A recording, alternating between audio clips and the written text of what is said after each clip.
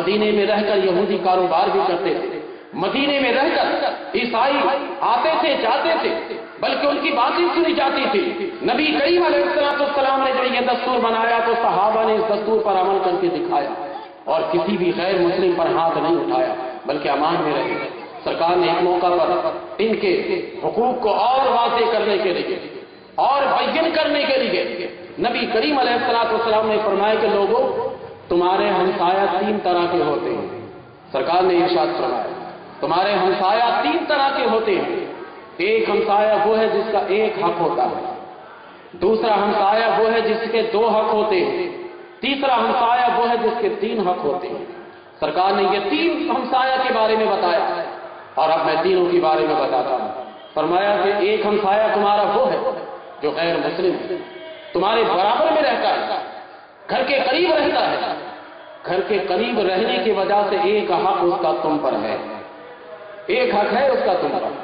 اگر اس کے گھر میں کوئی بیمار پڑ جائے تو یہ سمجھ کر اس بیمار کو نہ چھوڑ دینا کہ یہ غیر مسلم ہے، اس کے لیے کیوں کرے کچھ، بلکہ یہ خیال کرنا کہ وہ تیرا ہمسایہ ہے، وہ ہمسایہ کی وجہ سے اس کے بیمار بچے کو اٹھا کر ہاسپٹل لے کر جاؤ، یہ خیال کرنا، یہ ایک حق غیر مسلم کا مسلمانوں تم پر ہے اور یہ حق کا خیال رکھنا۔ یہ ہے بھی ایسا کوئی مسلمان کر سکتا ہے کہ اس کے برابر میں ایک غیر مسلم رہتا ہو اور اس غیر مسلم کے گھر میں آگ لگ جائے، برابر میں مسلمان رہتا ہے تو کیا وہ مسلمان اس غیر مسلم کے گھر کے آگ کو بجھانے کے لیے جائے گا یا نہیں جائے گا؟ جائے گا نہیں، یا اسے آگ لگنے دے گا یا اور اوپر مٹی کا تیل پھینکے گا؟ بجھائے گا۔ یہ وہ حق ہے جو میرے نبی نے بتایا ہے کہ غیر مسلم کا حق بھی تمہارے لیے ہے ہمسایہ ہونے کی وجہ سے، یہ پڑوسی ہے تمہارا، اس کا حق ہے، اس حق کی بنا پر تم اس کے ساتھ اس قسم کا تعاون کر سکتے ہو۔ قرآن کریم نے اس وجہ سے کہا لا ينهاكم الله عن الذين لم يقاتلوكم في الدين ولم يخرجوكم من دياركم ان تبروهم وتقسطوا اليهم۔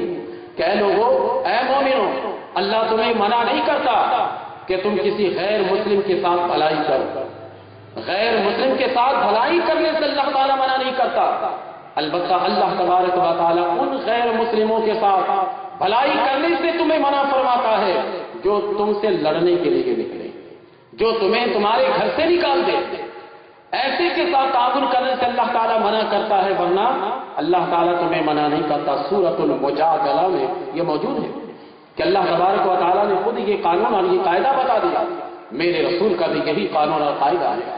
ایک حق تو یہ ہے پڑوسی ہونے کی وجہ سے، دوسرا وہ ہے کہ آپ کے پڑوس میں کوئی مسلمان رہتا ہے، آپ کے اس سے کوئی رشتہ داری نہیں ہے، اگر رشتہ داری ہے تو صرف کلمہ طیبہ ہے، اور کوئی خاندانی رشتہ داری نہیں ہے، اس کا 2 حق ہے آپ کے پاس۔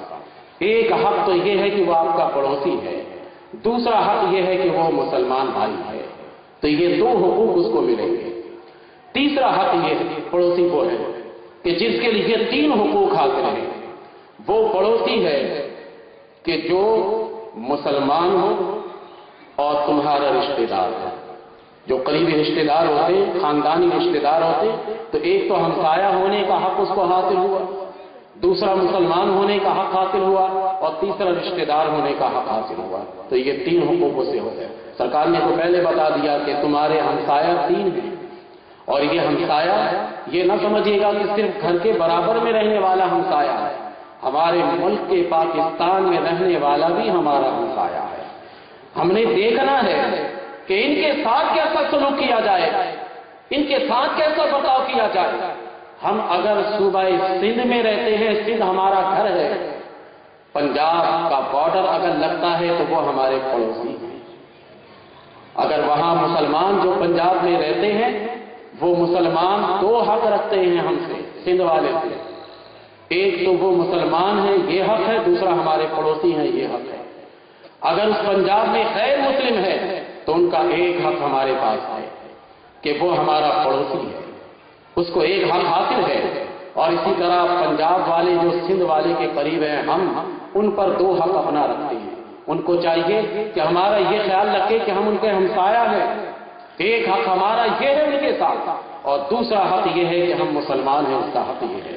اس طرح سے آپ بیٹھا لیں، آپ پورے پاکستان کی جغرافیہ کو لے لیجیے، آپ ہمسایہ کا مفہوم صرف یہ نہ لیجیے گا کہ آپ کے گھر کے برابر میں جو گھر ہو وہی ہمسایہ ہے، بلکہ آپ کے معاشرے میں رہنے والا وہ ہمسایہ، آپ کے وطن میں رہنے والا وہ ہمسایہ ہے، ایک صوبے سے دوسرے صوبے میں رہنے والا وہ ہمسایہ ہے۔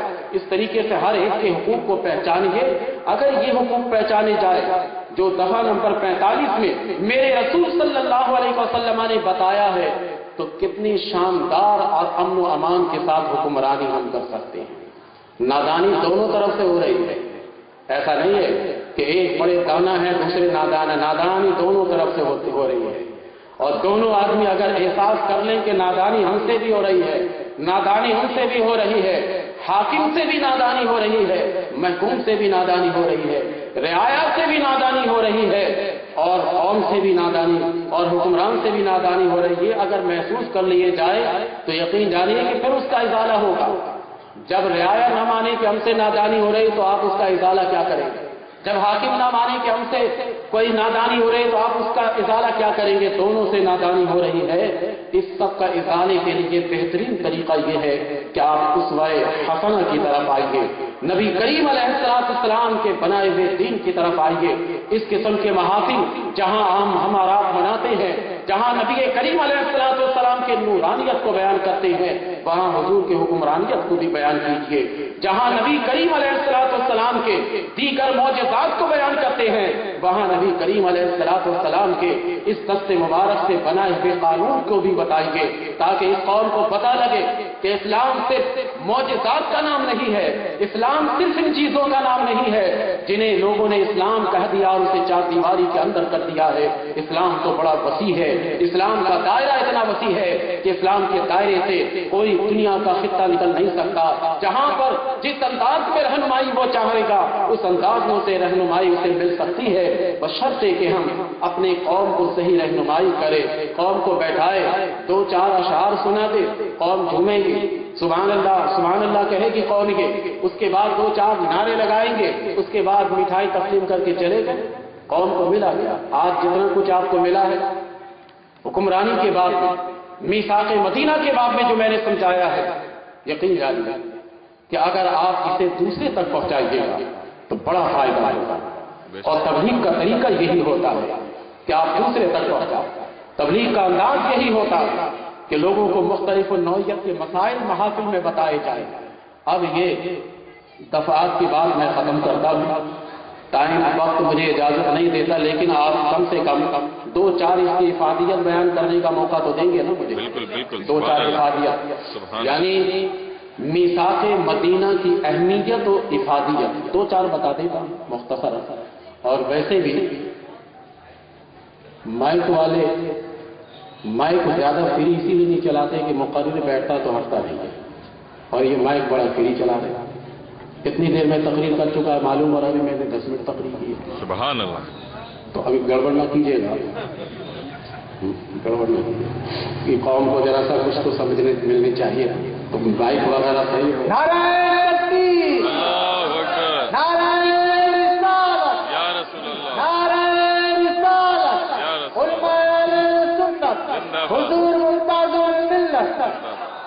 میں چند افادیت اور اہمیت بتاتا ہوں۔ میثاق مدینہ کے جو 47 دفعات ہیں، موقع ملے تو سیرت کی کتابوں سے ضرور اس کا مطالعہ کیجیے گا۔ اور واقعی بہت سارے سیاسی لیڈران سے میں سنتا بھی رہتا ہوں، وہ صحیح کہتے ہیں کہ میثاق مدینہ کو بنیاد بنا لیجیے، آپ اسے اصل بنا لیجیے، تو یقین جانیے کہ آپ بہترین طریقے سے آگے بڑھ سکتے ہیں۔ اب اس کی افادیت اور اہمیت سنیے۔ جب سرکار مکہ سے چلے تھے تو مکہ میں بھی کوئی شہری حکومت نہیں تھی، مدینہ میں جب آئے تو وہاں بھی کوئی شہری حکومت نہیں تھی۔ نبی کریم علیہ السلام نے جب میثاق مدینہ تحریر فرمایا، ایک تحریری دستور قائم فرمایا، تو باقاعدہ شہری ریاست وجود میں آ گئی، ایک ریاست وجود میں آئی، ایک حکومت وجود میں آئی، اور حکومتیں وجود میں اس وقت آتی ہیں جب دستور قائم کیا جائے، جب دفعات قائم کیے جائے۔ تو اس کی اہمیت اور افادیت یہ ہے کہ نبی کریم علیہ السلام اگر اس دستور کو قائم نہ کرتے تو مدینے میں شہری ریاست قائم کیسے کرتے، ایک حکومت قائم کیسے کرتے، ایک نظم و ضبط کیسے قائم کرتے؟ یہ سارے نظم و ضبط کا نظام قائم کرنا اور ایک ریاست کا قائم کیا جانا، یہ میثاق مدینہ کی مرہون منت ہے۔ نبی کریم علیہ السلام نے اسے قائم فرمایا۔ اور دوسری اہمیت اس کی یہ ہے کہ سرکار دو عالم علیہ السلام نے اتنے سارے اقوام کو یکجا کر دیا، اور وہ قومیں جو جہالت میں ڈوبی ہوئی تھی، آج تو ہمارے یہاں کی قومیں بڑی لکھی قومیں ہیں، بلکہ آج کی قوموں کو یوں کہہ دیجئے کہ آج کے ہماری یہ قوم بھی کمپیوٹرائز قوم ہے، یہ بھی کمپیوٹرائز ہے، صرف شناختی کارڈ ہی نہیں، کمپیوٹر چلانے والی یہ قوم ہے۔ اس قوم کو یکجا کرنا مشکل کام نہیں ہے۔ وہ قوم جو بدو کہلاتی تھی، وہ قوم جو جہالت کی تاریکی میں ڈوبی ہوئی قوم تھی، وہ قوم جن کے یہاں عصبیت ان کا فخر ہوتا تھا، وہ قوم جن کے یہاں جدال و قتال فخر کیا جاتا تھا، جو ڈاکہ زنی پر فخر کرتے تھے، جو رہزنی پر فخر کیا کرتے تھے، جن کا ذریعہ معاش بھی ڈکیتی تھی، ایسے قوموں کو یکجا کرنا کوئی آسان کام نہیں۔ نبی نے جو دستور بنایا، جو ایک قاعدہ قانون سرکار نے بنایا، اس قاعدہ قانون